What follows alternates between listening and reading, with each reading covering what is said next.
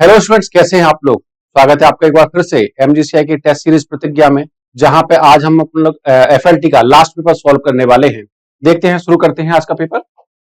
पहले क्वेश्चन में क्या दिया हुआ है, a group of animals that exhibit following characters. यहां पर कुछ प्रॉपर्टीज, कुछ लक्षण दिए गए हैं किसी के, और हमें पहचानना है कि ये किस क्लास, किस फाइलम के कैरेक्टर हैं। कि प्राणियों का एक समूह जो निम्नलिखित गुण प्रदर्शित करता है, क्या क्या है।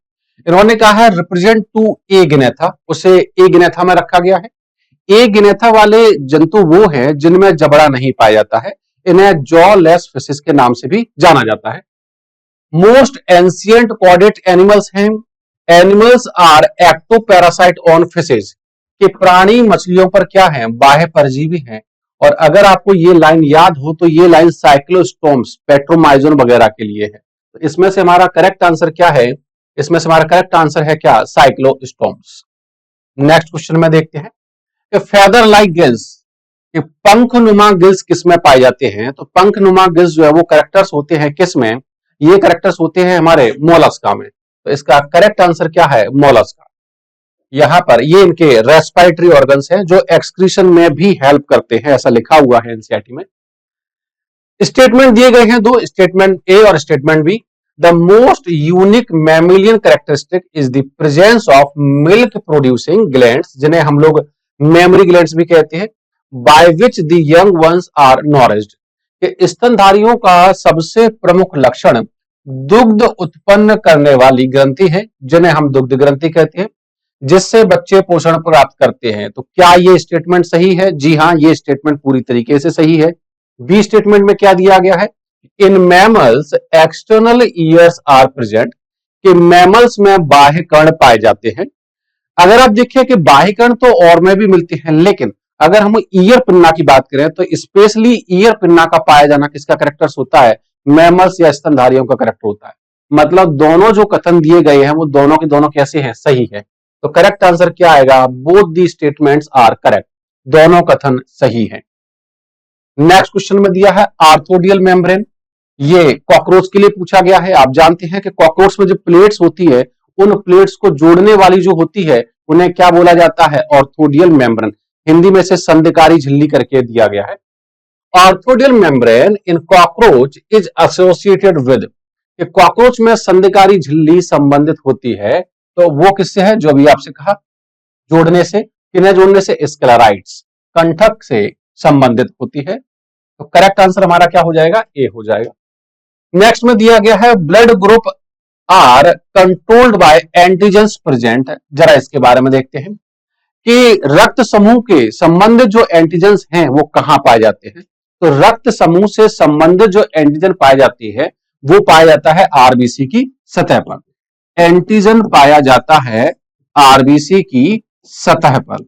जबकि अगर हम बात करें किसकी, एंटीबॉडी की, तो एंटीबॉडी जो है वो पाई जाती है कहां पर, अगर ब्लड ग्रुप एंटीबॉडी की बात करें तो ये हमें मिलती है प्लाज्मा में, है ना। यहां पूछा गया है कहां पर, यहां पूछा गया है एंटीजन के बारे में। तो एंटीजन कहां मिलेगा, इनसाइड आरबीसी, जी नहीं, हमने क्या कहा, सतह पर, आरबीसी के अंदर नहीं मिलेगा। इन येलो बोन मैरो, ये भी गलत हो गया। ऑल ल्यूकोसाइट, तो ल्यूकोसाइट कहा जाता है डब्ल्यूबीसी को, ये क्या है, आरबीसी। ऑन आरबीसी इर्थोसाइट मेम्ब्रेन, इर्थोसाइट की झिल्ली पर। तो करेक्ट आंसर हमारा क्या हो जाएगा, डी हो जाएगा। How many molecules of oxygen is carried out by one molecule of haemoglobin, haemoglobin के एक अणु द्वारा, ये काम की चीज है, ऑक्सीजन के कितने अणुओं का वहन किया जाता है। ऐसा भी बताया गया है क्लास में कि हीमोग्लोबिन का एक अणु 4 ऑक्सीजन अणुओं को कैरी करता है। हाँ, अगर उसमें जो है परमाणुओं की बात करें तो आंसर 8 हो जाएगा, लेकिन यहां पूछा क्या है, carried out by one molecule of haemoglobin, तो ये क्या पूछा गया, मॉलिक्यूल। तो मॉलिक्यूल के लिए करेक्ट आंसर क्या हो जाएगा, यहां पर 4 हो जाएगा। करेक्ट आंसर इसमें क्या है, सी है। नेक्स्ट पे चलते हैं, match the column 1 with column 2। यहां पर 2 कॉलम दिए गए हैं, इन दोनों कॉलम्स को आपको मिलाना है। क्या दिया गया, कार्डियक अरेस्ट। कार्डियक अरेस्ट वो कंडीशन होती है जहां पर दिल की धड़कन बंद हो जाती है। एनसीईआरटी में सबके एक एक लाइन में आंसर दिए गए हैं। तो कार्डियक अरेस्ट हमारा क्या हो जाएगा, heart not pumping blood effectively, जी नहीं, ये हार्ट फेल्योर है। कि हृदय रक्त को पर्याप्त रूप से पंप नहीं कर पाता है, तो ये क्या है, ये हमारा हार्ट फेल्योर है, मतलब ये हो जाएगा हमारा क्या, 1। Heart muscles is suddenly damage, कि हृदय पेशियों में अचानक से क्या हो रही, क्षति हो रही है, ये होता है हार्ट अटैक, मतलब ये हो जाएगा हमारा क्या, 2। एक्यूट चेस्ट पेन, कि सीने या वक्ष में तीव्र पीड़ा होना, ये करेक्टर होता है एंजाइना का, ये हो जाएगा हमारा क्या, 3rd। तो जो हमारा बच गया वो हमारा क्या है, 4 है। तो करेक्ट सीक्वेंस क्या मिला, 4 1 2 3, जो हमें देखने को मिल रहा है सी में। तुम्हारा करेक्ट आंसर इसका क्या है, सी है। नेक्स्ट पे चलते हैं। Which blood vessel is carrying least CO2, इस शब्द पे ध्यान दीजिएगा कि किस रक्त वाहिका में न्यूनतम CO2 पाई जाएगी। सिंपल सी बात है कि अगर कोई रक्त वाहिका किसी अंग को CO2 लेकर जा रही है और वो अंग रक्त में से CO2 को बाहर निकाल देगा, तो उस अंग से जो बाहर निकल के आएगी उसमें CO2 का लेवल कैसा रहेगा, कम रहेगा। फेफड़े ये काम करते हैं, O2 और CO2 का लेना और देना, जो विनिमय होता है वो कहां होता है, फेफड़ों में। तो फेफड़ों को जो वाहिका लेकर जा रही होगी उसमें CO2 कैसी होगी, ज्यादा होगी, और फेफड़ों से जो वाहिका निकल के आ रही होगी वहां CO2 की मात्रा कैसी होगी, कम होगी। तो फेफड़ों से जो निकल के आती है उसे क्या बोला जाएगा, फुफ्फुसीय सिरा बोला जाता है। तो करेक्ट आंसर इसका क्या हो जाएगा, पल्मोनरी वेन, फुफ्फुसीय सिरा, यहां पर सबसे कम CO2 देखने को मिलेगी। नेक्स्ट है ड्यूरिंग वेंट्रिकुलर सिस्टोल, कि वेंट्रिकल के सिस्टोल के दौरान क्या होता है। अगर आप देखें, मान लीजिए हमारे पास ये हार्ट है और इसमें कितने चैम्बर हैं, 4 चैम्बर हैं। यहां पर उन्होंने पूछा वेंट्रिकुलर सिस्टोल, तो वेंट्रिकल में जब सिस्टोल होगा तो एक तरफ यहां पे क्या है, एओर्टा, महाधमनी है ये, दूसरी तरफ क्या है, पल्मोनरी आर्टरी, फुफ्फुसीय धमनी है ये। अगर वेंट्रिकल्स में जो है वहां ब्लड बाहर निकलेगा कब, जब कॉन्ट्रैक्शन होगा, तो एक तरफ जाएगा कहां, पल्मोनरी आर्टरी में, एक तरफ जाएगा कहां, एओर्टा में। डिफरेंस क्या है, डिफरेंस ये है कि एओर्टा में जो ब्लड बाहर आ रहा है वो कैसा है, ऑक्सीजनेटेड है, और पल्मोनरी आर्टरी में जो आ रहा है वो कैसा है, डीऑक्सीजनेटेड है। अब ऑप्शंस पे देखते हैं क्या क्या लिखा है, कि oxygenated blood is pumped into the aorta, कि एओर्टा में कैसा ब्लड जा रहा है, कि ऑक्सीजनित रक्त महाधमनी में पंप होता है, ये बात सही है। दूसरा, and deoxygenated blood is pumped into the pulmonary artery, कि अनऑक्सीजनित रक्त जो है फुफ्फुसी धमनी में पंप होता है, मतलब ये पॉइंट कैसा है हमारा, सही है। बाकी के ऑप्शन देख लेते हैं। Oxygenated blood is pumped into the pulmonary artery, कि ऑक्सीजनित रक्त फुफ्फुसी धमनी में पंप होता है, तो ये पॉइंट गलत हो जाएगा, क्योंकि आप देख रहे हैं कि फुफ्फुसी धमनी में कैसा ब्लड आता है, इम्प्योर या डीऑक्सीजनेटेड ब्लड आता है। Oxygenated blood is pumped into aorta, ये बात सही है कि यहां पर कैसा जा रहा है, ऑक्सीजनेटेड जा रहा है। And deoxygenated blood is pumped into pulmonary vein, कि पल्मोनरी वेन तो यहां पर है और पल्मोनरी वेन में कैसा होता है, ऑक्सीजनेटेड होता है, तो ये पॉइंट भी कैसा हो गया, गलत हो गया। Oxygenated blood is pumped into pulmonary vein, oxygenated pulmonary vein में आता है, एंड तो वो वेंट्रिकुलर सिस्टोल के दौरान नहीं आता है। वेंट्रिकुलर सिस्टोल के दौरान कौन सा इंसिडेंट हो रहा है, तो हमारा करेक्ट आंसर इसमें क्या है, ए है। नेक्स्ट क्वेश्चन पे चलते हैं। सिलेक्ट द इनकरेक्ट स्टेटमेंट, हमें ढूंढना है इसमें से गलत वाला, कि थ्रोम्बोसाइट के लिए असत्य कथन का चयन कीजिए। 2 काम के पॉइंट है, हमें ढूंढना है थ्रोम्बोसाइट, या इसी का एक नाम और होता है प्लेटलेट्स, है ना। ये नॉन न्यूक्लिएटेड लाइक आरबीसी, ये आरबीसी के समान केंद्रक रहित होती है, ये बात सही है, क्योंकि एनसीईआरटी में लिखा है कि ये मेगा कैरियोसाइट कोशिकाओं के विखंडन से बनती है, तो इनमें जो है केंद्रक नहीं होता है, मतलब ये पॉइंट कैसा है, सही है। Cell fragments produced by megakaryocyte, जैसा कि अभी बोला कि ये मेगा कैरियोसाइट में विखंडन से बनती है। मे नॉट कॉज क्लॉटिंग, ये क्लॉटिंग नहीं कराती है, तो ये गलत है। आप जानते हैं कि प्लेटलेट जो है एंडोथ्रोम्बोप्लास्टिन बनाती हैं और उसकी सहायता से ये रक्त का थक्का बनने में मदद करती हैं, मतलब हमारा करेक्ट स्टेटमेंट कौन सा है, सी है। हमारा करेक्ट आंसर क्या हो जाएगा, सी हो जाएगा, कि रक्त का थक्का बनने से संबंधित नहीं होती हैं, तो एक्चुअली में ये रक्त का थक्का बनने से संबंधित हैं। लास्ट में दिया गया नॉर्मल काउंट कितना है, 1.5 से 3.5 लाख, ये बात भी सही है। तो हमें गलत चुनना था, तुम्हारा करेक्ट आंसर क्या है, सी है। नेक्स्ट में चलते हैं, फिर से स्टेटमेंट दिए गए, पूछे गए कौन सा करेक्ट है कौन सा इनकरेक्ट है। कि ammonia produced by metabolism is convert into urea in the liver, उपापचय क्रियाओं के दौरान निर्मित अमोनिया को यकृत द्वारा यूरिया में परिवर्तित किया जाता है, ये बात सही है। By the process of urea cycle, या ऑर्जिनिन ऑर्निथिन साइकिल भी कहते हैं इसे, या क्रेब्स हेंसलेट साइकिल भी कहते हैं। और उसी की सहायता से लीवर में अमोनिया को बदल दिया जाता है, किसमें? यूरिया में। मतलब हमारा पहला वाला स्टेटमेंट कैसा है? करेक्ट है। स्टेटमेंट 2 में लिखा है एक्वाटिक एनिमल्स आर अमोनोटेलिक, कि जलीय जंतु कैसे होते हैं? अमोनोटेलिक प्रकृति के होते हैं। कि सामान्यतः ये बात एकदम सही है कि जलीय जंतु कैसे होते हैं? अमोनोटेलिक होते हैं, क्योंकि अमोनिया को बाहर निकालने के लिए ज्यादा पानी चाहिए और जलीय जीवों के पास पानी की कोई कमी नहीं है। हमारे दोनों ही स्टेटमेंट कैसे है? करेक्ट है। तो हमारा करेक्ट आंसर हो जाएगा statement 1 and 2 both are correct. कथन 1 व 2 दोनों ही कैसे हैं? सही है। नेक्स्ट पे चलते हैं। विच पॉइंट्स आर करेक्ट? हमारे काम की चीज ये है कि कौन सा बिंदु किसके रिगार्डिंग में? स्केलेटल मसल, कंकालीय पेशी के संबंध में कैसा है? सही है। ठीक है, जरा पढ़ते हैं क्या क्या कहा गया, हमें चुनना है सही। Their activities are under the involuntary, ये पॉइंट गलत हो जाता है कि इनकी क्रियाएं तंत्र का तंत्र के अनैच्छिक, तो अनैच्छिक नहीं होता है, ऐच्छिक। कंकालीय पेशियां होती है ऐच्छिक, जबकि विसरल और हृदय पेशियां जो होती हैं वो होती हैं कैसी? अनैच्छिक। मतलब ये पॉइंट कैसा हो गया? गलत हो गया। They are located in the inner wall of visceral organs, जी नहीं, विसरल ऑर्गन्स में जो होती है उन्हें विसरल मसल्स बोल देते हैं। स्केलेटल मसल अटैच्ड होती है किससे? बोन से। They are primarily involve in locomotory actions and changes the body posture, कि ये प्राथमिक रूप से गमन क्रियाओं, ये बात सही है, तथा शारीरिक मुद्रा बदलने में सहायता करती है, सहायक होती है। मतलब अभी तक जो मैं सही मिल रहा है वो क्या है? सी है। चौथे में एक बार पढ़ के देख लेते हैं। They have no actin and myosin filament, ये पॉइंट गलत है। अगर हम देखें तो हमारे पास एक थ्योरी दी गई थी जिसमें कहा गया था स्लाइडिंग फिलामेंट थ्योरी, और वहां पर एक्टिन और मायोसिन प्रोटीन का जिक्र आया था। मतलब ये पॉइंट भी कैसा है? गलत है। तो हमारा करेक्ट आंसर क्या हो जाएगा? इसमें सी हो जाएगा। नेक्स्ट क्वेश्चन पर चलते हैं। How many bones are included in cranium? देखिए, क्रेनियम बॉक्स वो होता है जहां पर मस्तिष्क को प्रोटेक्ट करके रखा जाता है, और वहां पर कौन कौन सी बोन शामिल है? फ्रंटल है, पैराइटल है, ऑक्सीपिटल है, टेम्पोरल है, स्फिनोइड है और इथमोइड है। इन 8 में से हमें देखना है कौन कौन सी बोन्स का जिक्र यहां पर करा गया है। इन्होंने पूछा कितनी जो है क्रेनियम में शामिल है। मैग्जिला नहीं है, मैंडिबल नहीं है, स्फिनोइड ये होगी हमारी पहली बोन, नेजल नहीं है, इथमोइड ये होगी हमारी दूसरी बोन, और लैक्राइमल नहीं है, इंफीरियर टर्बाइनल नहीं है, ऑक्सीपिटल ये होगी हमारी तीसरी बोन। टोटल जितनी भी बोन्स यहां पर दी गई हैं उनमें से 3 बोन ऐसी हैं जो हमारी क्रेनियम से संबंधित है। तो करेक्ट आंसर हमारा क्या हो जाएगा? इसमें 3 हो जाएगा। नेक्स्ट पे चलते हैं।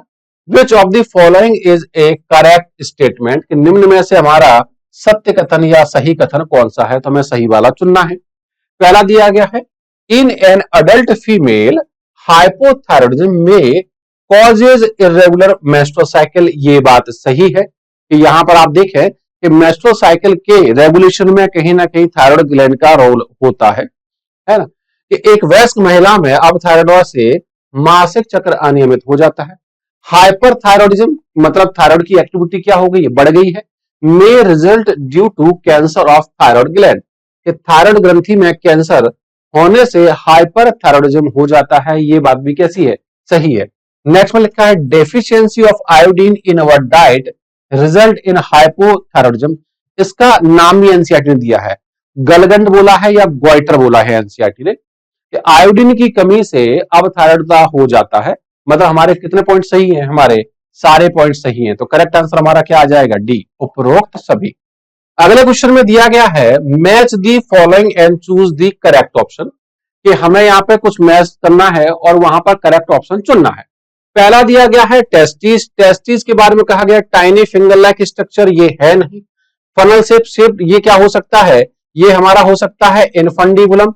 ओवल इन शेप, हाँ टेस्टिस ओवल इन शेप हो सकता है, मतलब ये हमारा क्या हो जाएगा? थर्ड में अगर आप देखिए तो यहाँ पे या तो ए ऑप्शन है या फिर सी ऑप्शन है, तो ये हो गया हमारा क्या? थर्ड। दूसरे में दिया गया है हमारा क्या? इनफंडिबुलम, जो कैसा है? एक फनल शेप है, मतलब बी में हमारा क्या हो गया? सेकंड, ये भी सही मिल रहा है। फिम्बरी हमारा क्या है? फिम्बरी हमारी झालर है, तो यहाँ पे लिखा है finger like tiny finger like structure, finger like projection appear on the trophoblast, ये कॉर्निक विलाई हो जाएगा। Edges of infundibulum positive finger like projection, हाँ ये हमारा हो जाएगा क्या 5। इनफंडिबुलम से जो प्रोजेक्शंस निकलते हैं उन्हें क्या बोल देते हैं फिम्बरी। क्लाइटोरिस क्या हो जाएगी टाइनी फिंगर लाइक स्ट्रक्चर हो जाएगा, ये हो जाएगा हमारा फर्स्ट। और जो बच गया हमारा क्या finger like projection appear on the trophoblast. तो ट्रोपोब्लास्ट से जो फिंगर लाइक प्रोजेक्शन निकल रहे हैं वो हमारा क्या हो जाएगा कोरियोनिक विलाई। तो हमारा करेक्ट सीक्वेंस क्या निकला 3 2 5 1 4। जो हमें देखने को मिल रहा है 3 2 5 4 1 जी नहीं 3 2 5 1 4। तो हमारा करेक्ट आंसर इसमें क्या है सी है। नेक्स्ट क्वेश्चन पे चलते हैं। सीमेन कॉन्स्टिट्यूट्स कि अगर हम वीर की बात करें तो वीर किससे मिलकर बनता है, तो वीर जो है वो दो चीजों से मिलकर बना है स्पर्म प्लस ग्लैंडुलर सीक्रेशन। विभिन्न प्रकार की ग्लैंड का जिक्र एनसीईआरटी में करा गया है। प्रोस्टेट है, सेमाइनल वेसिकल है, काउपर्स है। इन तीनों का ग्लैंड्स का जो सीक्रेशन है साथ में कौन स्पर्म, दोनों को मिलाकर बोला जाता है semen. Only sperm plus certain enzymes, सोचेंगे ओनली स्पर्म ये हो नहीं सकता, स्पर्म प्लस सेमाइनल प्लाज्मा। जी हाँ यही आंसर हमारा सही है कि स्पर्म और सेमाइनल प्लाज्मा दोनों को मिलाकर क्या बोला जाता है वीर या सीमेन बोला जाता है। नेक्स्ट पे चलते हैं। नेक्स्ट में दिया गया है transfer of sperm into female genital tract. महिला जननांग पथ में शुक्राणुओं के ट्रांसफर को क्या कहा जाता है, तो इसे वीर सेचन या इंसेमाइनेशन कहा जाता है। करेक्ट आंसर इसका क्या हो जाएगा बी हो जाएगा।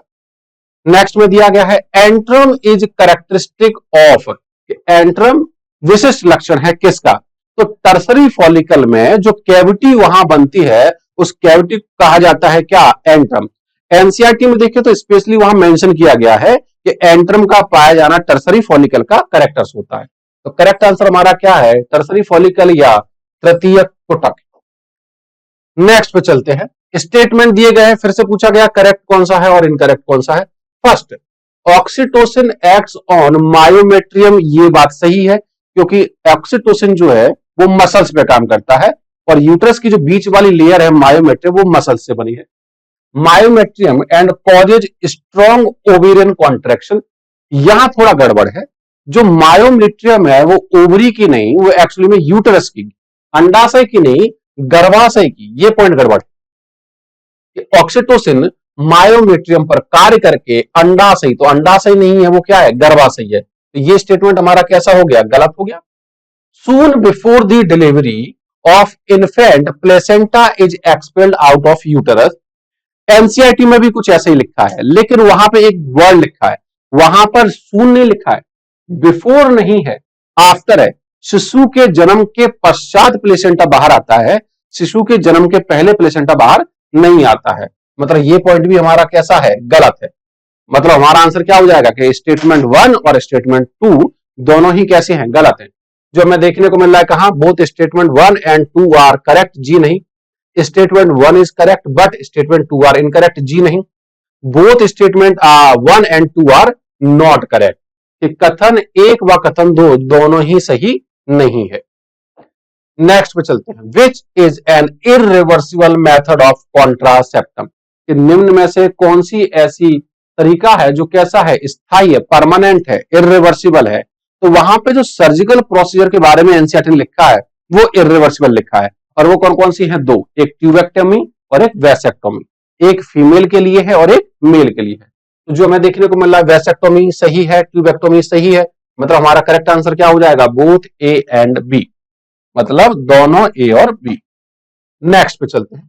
Which is a non steroidal, ये हमारे काम की चीज है क्योंकि एनसीईआरटी में इस शब्द का जिक्र करा गया है कि सहेली एक नॉन स्टीरोइडल ड्रग है जिसको बनाया गया है लखनऊ के CDRI central drug research institute में। तो करेक्ट आंसर इसका क्या हो जाएगा सहेली हो जाएगा। Next MTP is safe up to, MTP कब तक सुरक्षित रहती है, इस चीज के बारे में भी एनसीईआरटी ने जिक्र करा है कि फर्स्ट ट्राइमेस्टर जो होता है, मतलब शुरुआती जो 3 महीने होते हैं, 3 महीने मतलब लगभग 12 सप्ताह, तब तक जो MTP है वो कैसी रहती है सेफ रहती है। तो करेक्ट आंसर क्या हो जाएगा इसका 12 वीक्स ऑफ प्रेगनेंसी, है ना, 12 सप्ताह का गर्भ है, यहां तक MTP कैसी रहती है सेफ रहती है। Which process is shown by this figure, कि निम्न चित्र किस प्रक्रिया को निरूपित करता है। तो आप देख पाएंगे ये जो डायग्राम दिया गया है ये मेल रिप्रोडक्टिव सिस्टम का है। और वहां पर देखें तो वहां पर किसी चीज को कट करके लाइगेट कर दिया गया है, बांध दिया गया है। और मेल में जो प्रोसेस होती है कट एंड लाइगेशन की, उसे बोला जाता है वैसेक्टोमी, क्योंकि वो वास्ट डिफरेंस में होती है। तो करेक्ट आंसर क्या है इसका? बी है। नेक्स्ट पे चलते हैं। यहां पर ऐसा सा रीजन दिया गया है और बताया गया है कि भैया क्या पॉइंट सही है क्या गलत है। पहले में कहा गया है the immune responses of old person becomes week, कि वृद्ध व्यक्तियों की प्रतिरक्षा प्रतिक्रिया कैसी हो जाती है? कमजोर। क्यों ऐसा होता है वृद्ध व्यक्तियों में? क्योंकि हम जानते हैं कि प्यूबर्टी के पश्चात थाइमस ग्रंथि जो है वो धीमे धीमे करके नष्ट हो जाती है। अगर वो नष्ट हो रही है, आप जानते हैं कि थाइमस ग्लैंड ही है इम्यूनिटी के लिए रिस्पॉन्सिबल। तो बुजुर्गों में अगर वृद्ध व्यक्तियों की बात करें तो उनमें थाइमस ग्लैंड बहुत ज्यादा एक्टिव नहीं है। इसकी वजह से उनके शरीर की प्रतिरक्षा प्रतिक्रिया कैसी हो जाती है? कमजोर हो जाती है। Thymus is degenerated in old individuals, resulting in a decreased production of thymosin। ये बात सही है। मतलब हमारे स्टेटमेंट दोनों कैसे हैं? करेक्ट हैं। और जो उसका रीजन दिया गया है, कारण दिया गया, वो भी उसका सही स्पष्टीकरण कर रहा है। कहां हमें देखने को मिल रहा है? Both assertion and reason are true and the reason is a correct explanation, है ना, कि यदि कथन एवं कारण दोनों सत्य हैं तथा कारण कथन का सही स्पष्टीकरण करता है। तो हमारा जो है कैसा हो जाएगा? आंसर ए हो जाएगा। जो नेक्स्ट पे चलते हैं कि how many statements are given below are wrong. हमें गलत ढूंढना है कि with respect repeated use of drugs the tolerance level of receptors present in our body increases, कि ड्रग्स का बार बार प्रयोग करने पर हमारे शरीर में ग्राहियों का सहनशील स्तर बढ़ जाता है। ये बात सही है। इसीलिए हर बार हमें जो ड्रग है उसका डोज बढ़ाने की जरूरत पड़ती है। Smoking increases carbon monoxide content in the blood and reduces the concentration of heme bound oxygen, कि धूम्रपान से रक्त में कार्बन मोनोऑक्साइड बढ़ती है और यह हीम बंधित ऑक्सीजन की सांद्रता घटती है। ये पॉइंट एनसीईआरटी में लिखा है। ये पॉइंट भी कैसा है? सही है। मतलब हमारा ये वाला भी सही है और ये वाला भी सही है। Smack is chemically diacetyl morphine, कि स्मैक जो है वो रासायनिक रूप से क्या है? डाई एसिटाइल मॉर्फिन है। ये भी सही है। ये उसका सिंथेटिक फॉर्म है। जो मतलब ये पॉइंट भी हमारा कैसा है? सही है। हमें चुनना क्या है इसमें? रॉन्ग, गलत चुनना है। द प्लांट इलस्ट्रेटेड, जो यहां प्लांट दिया गया है वो एट्रोपा बेलाडोना है एंड हैज हेलुसिनोजेनिक प्रॉपर्टी, कि हेलुसिनोजन प्रॉपर्टी तो है, ये बात सही है, लेकिन ये जो डायग्राम दिया गया है वो एट्रोपा बेलाडोना का नहीं है, ये धतूरे का है। मतलब हमारा जो स्टेटमेंट गलत है वो कौन सा है? ये वाला है। मतलब कितने स्टेटमेंट गलत निकले? एक। तो हमारा करेक्ट आंसर क्या हो जाएगा? ए हो जाएगा इसमें। नेक्स्ट क्वेश्चन पे चलते हैं। ए फाइल लाइक रेस्पिंग ऑर्गन रेडिकुला, रेती जीवा जिसके बारे में कहा जाता है, ये फाइल लाइक रेस्पिंग ऑर्गन किसमें पाया जाता है? तो ये पाया जाता है मोलस्का में। और यहां पर जो एक कॉमन एग्जांपल देखने को मिल रहा है वो कौन है? सीपिया। इसे हम लोग कटल फिश के नाम से भी जानते हैं।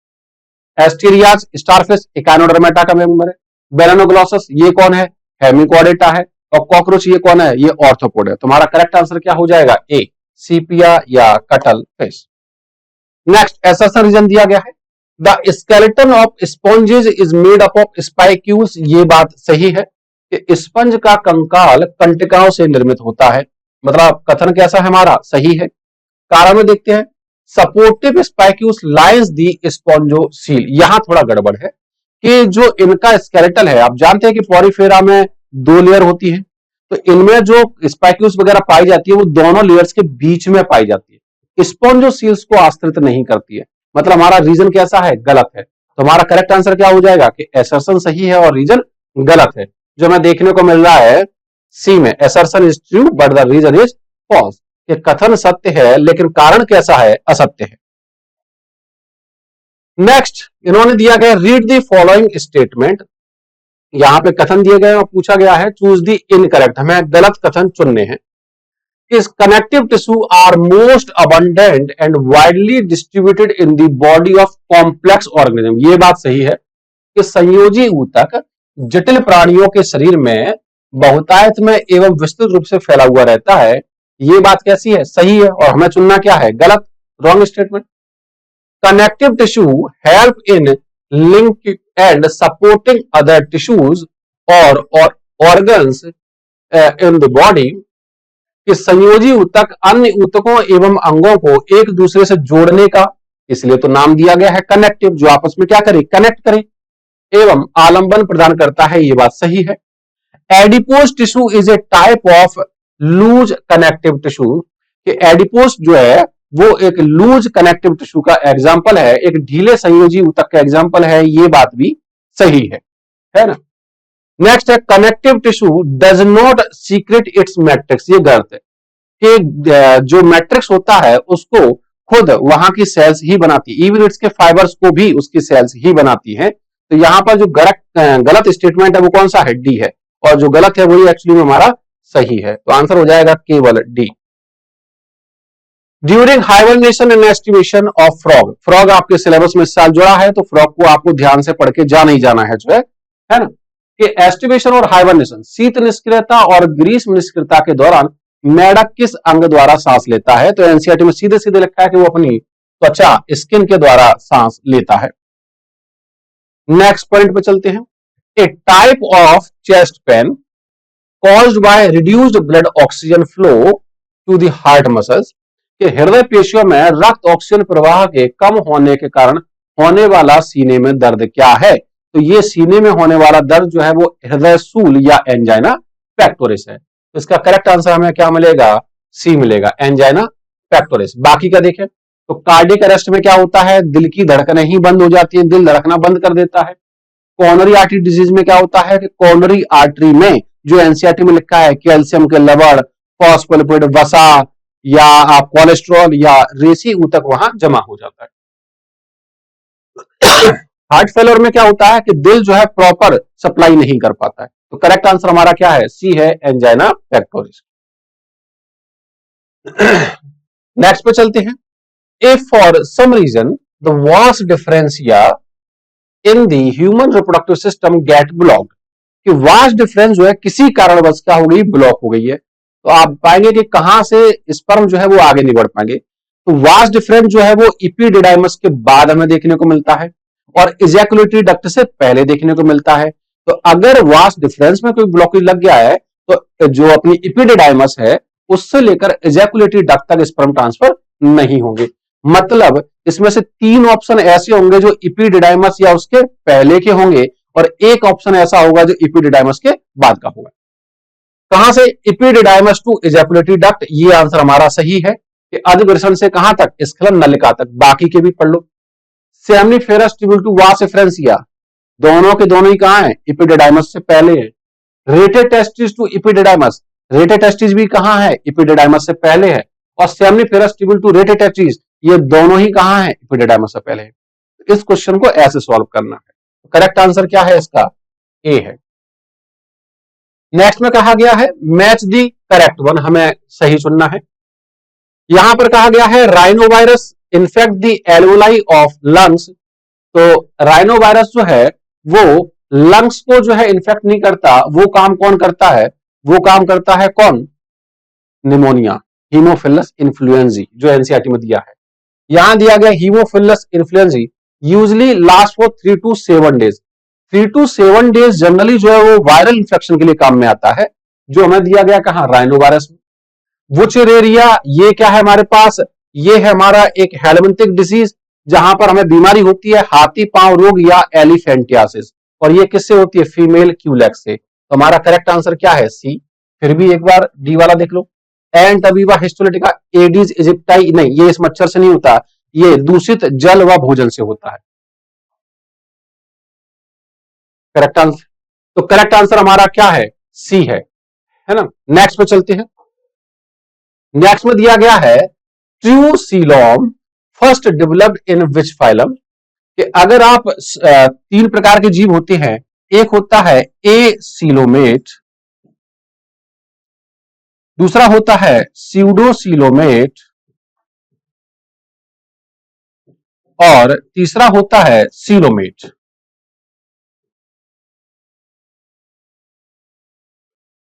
एक होता है अगुहीय, एक कूटगुही और एक गुहीय। जो अगुही है वो प्लेटी हेलमंथीस तक के जीव हैं, और जो कूटगुही है वो हमारा एस के हेलमंथीस है, और एनिलिडा से लेकर कॉर्डेटा तक जो है, कहां से, एनिलिडा से लेकर कॉर्डेटा तक जो है वो सब कैसे हैं, वो सारे के सारे सीलोमेट हैं।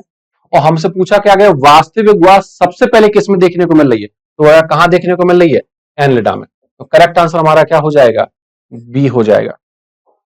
नेक्स्ट पे चलते हैं, deficiency of which of the following ion can interfere the blood clotting, निम्न में से किस आयन की कमी से रक्त स्कंदन हस्तक्षेपित हो सकता है। तो आप जानते हैं कि ब्लड क्लॉटिंग में सिर्फ एक ही केमिकल का बार बार जिक्र आता है, वो है कैल्शियम आयन, जो हर स्टेप पे इस्तेमाल होता है। तो करेक्ट आंसर इसका क्या है, ए है। नेक्स्ट पे चलते हैं, milk let's down reflex causing hormone, कि दुग्ध श्रावण के रिफ्लेक्स के लिए आवश्यक हार्मोन कौन है, तो मिल्क का निर्माण करवाता है प्रोलैक्टिन, लेकिन मिल्क को बाहर कौन निकलवाता है, तो वो कौन है, ऑक्सीटोसिन। तो करेक्ट आंसर हमारा क्या हो जाएगा, ए हो जाएगा, ऑक्सीटोसिन हो जाएगा। नेक्स्ट में दिया गया है, thickness of uterine wall maximum will be in which day of menstrual cycle approximately, कि मासिक चक्र के लगभग किस दिन गर्भाशय की वृद्धि सर्वाधिक होती है। एनसीईआरटी में मेंस्ट्रुअल साइकिल का एक बहुत शानदार डायग्राम बना हुआ है। अगर आप उस डायग्राम में देखें तो शुरुआत के दिनों में यूट्राइन लाइनिंग शेड ऑफ हो रही है, तो उसकी क्या हो रही है, कम हो रही है, और फिर उसके बाद धीमे धीमे वो बढ़ती जा रही है ईस्ट्रोजन हार्मोन के प्रभाव में, और बढ़ते बढ़ते एक मैक्सिमम हाइट उसने अटेंड करी है, और वहीं पे नीचे डेज लिखे हुए हैं। आप उन डेज को देखेंगे तो आप पाएंगे वो लगभग लगभग 23वें दिन के आसपास है। तो यहां पे हमारा करेक्ट आंसर क्या हो जाएगा, 23rd डे। ये डायग्राम से ही सॉल्व होगा जो है ना। तो करेक्ट आंसर इसका क्या है, D, 23 days. Next exercise reason दिया गया है, the bone marrow is the main lymphoid organ, सही बात है कि अस्थि मज्जा मुख्य लक्षिकाभंग है। प्राइमरी लिम्फोइड ऑर्गन उन्हें कहा जाता है जहां पर जो लिम्फोसाइट होती है उनका निर्माण और परिपक्वन हो। जो हमारे कौन होते हैं, अस्थि मज्जा और थाइमस, वो हमारे primary lymphoid organ. In bone marrow all blood cells including lymphocyte are produce, ये बात सही है और ये उसका स्पष्टीकरण भी है। तो करेक्ट आंसर क्या हुआ कि कथन और कारण दोनों सही है, और कारण कथन का सही स्पष्टीकरण भी है। A is correct but R is not correct, A is not correct छोड़ो, A and R both are correct but R is not, जी नहीं। तुम्हारा करेक्ट आंसर क्या हो जाएगा, D, A and R both are correct and R is the correct explanation of A. कथन और कारण दोनों सत्य हैं तथा कारण कथन की सही व्याख्या करता है। नेक्स्ट पे चलते हैं, रीड द स्टेटमेंट, दो स्टेटमेंट दिए गए हैं, चूज द करेक्ट, हमें चुनना है कौन सा, करेक्ट। कि कथन 1 व 2 को पढ़िए तथा सही विकल्प का क्या कीजिए, चयन कीजिए। सही विकल्प में क्या है कि म्यूटेशंस आर प्री एडेप्टिव, कि उत्परिवर्तन पूर्व अनुकूलित होते हैं, ये बात सही है। और म्यूटेशंस जैसे उन्होंने कहा कि pre existing advantageous mutations well selected will result in observation of new phenotype, कि जब पूर्व विद्यमान लाभकारी, देखिए अगर म्यूटेशन हानिकारक है तो वो स्पीसीज खत्म हो जाएगी, लेकिन अगर वो म्यूटेशन लाभदायक है तो वो अगली पीढ़ी में जाएगा ही जाएगा। तो वहां पर उन्होंने कहा कि जब पूर्व विद्यमान लाभकारी उत्परिवर्तनों का वर्ण होता है, नेचुरल सिलेक्शन हो जाता है, तब नए फिनोटाइप का आविर्भाव होता है। मतलब दोनों ही पॉइंट हमारे लिए कैसे हैं, सही है। बोथ 1 and 2 आर करेक्ट, कथन 1 व 2 दोनों ही कैसे हैं, सही है। नेक्स्ट एक्सरसाइज रीजन फिर से, cyclostome have a sucking and circular mouth without jaw, without jaw है इसलिए उनको हम लोग जॉलेस फिशेज, जबड़ा रहित मछलियां भी कहते हैं। और सकिंग और जो सर्कुलर माउथ होता है, ये बात भी सही है कि साइक्लोस्टोम में जबड़े रहित चूसक प्रकार का एवं वृत्ताकार मुख होता है।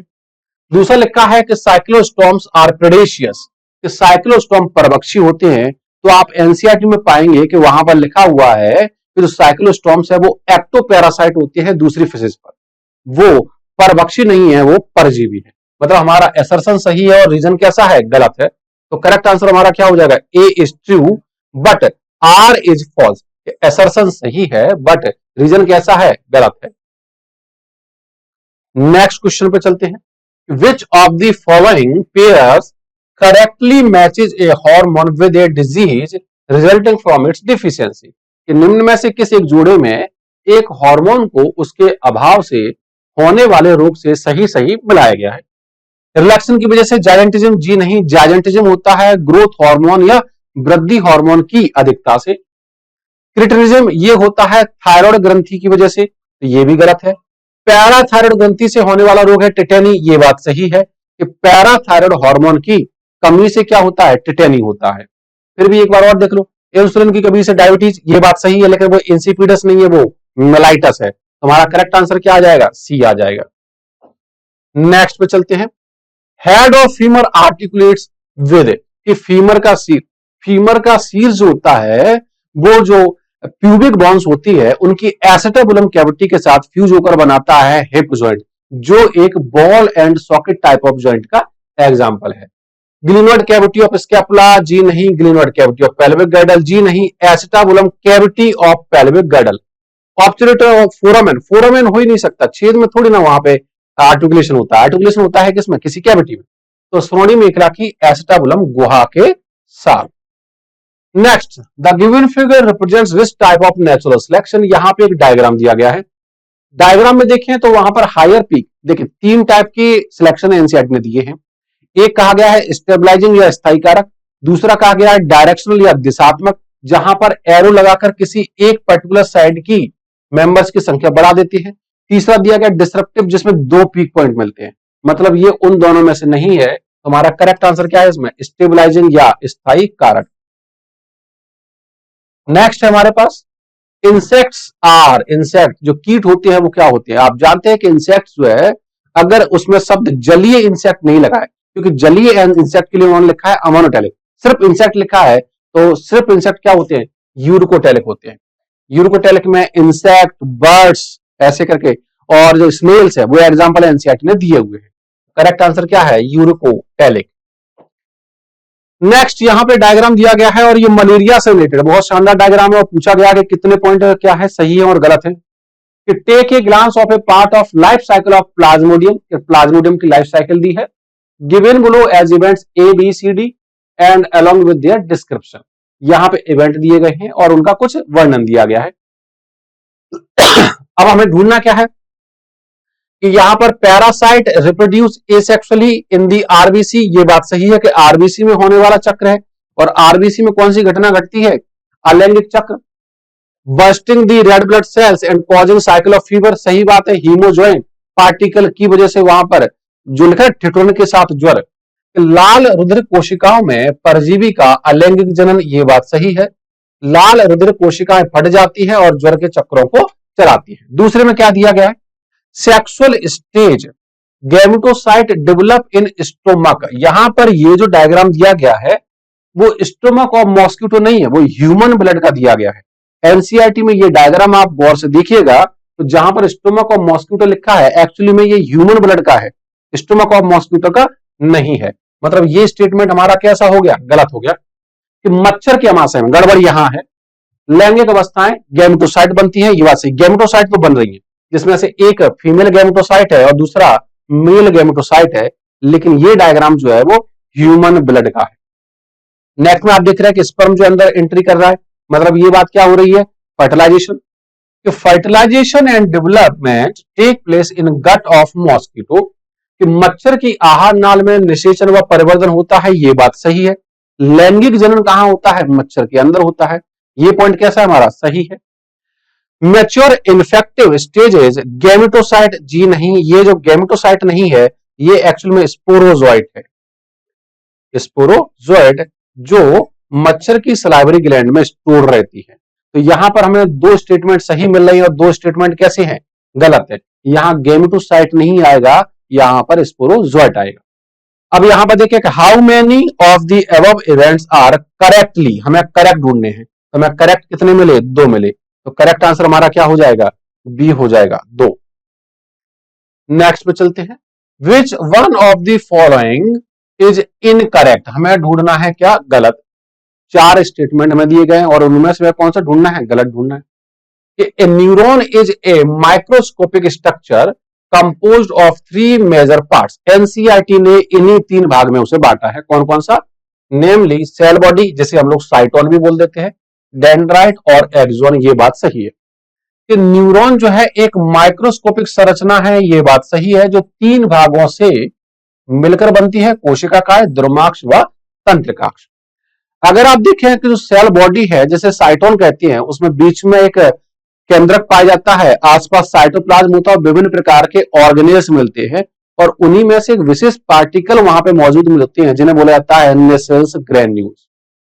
तो the cell body and axon content cytoplasm with all cell organelles, ये बात सही है, एंड सर्टेन ग्रेनुलर बॉडीज जिन्हें हमने नाम दिया क्या, नेसेल्स ग्रेन्यूल्स, ये बात भी सही है। लेकिन लेकिन लेकिन यहां पर इन्होंने क्या कहा है, सेल बॉडी एंड एक्सोन, इन्होंने सेल बॉडी को तो इंक्लूड करा ही है, लेकिन साथ में गलती से किसे इंक्लूड कर दिया है, एक्सोन को, क्योंकि एक्सोन में नेसेल्स ग्रेन्यूल्स नहीं मिलते हैं, है ना।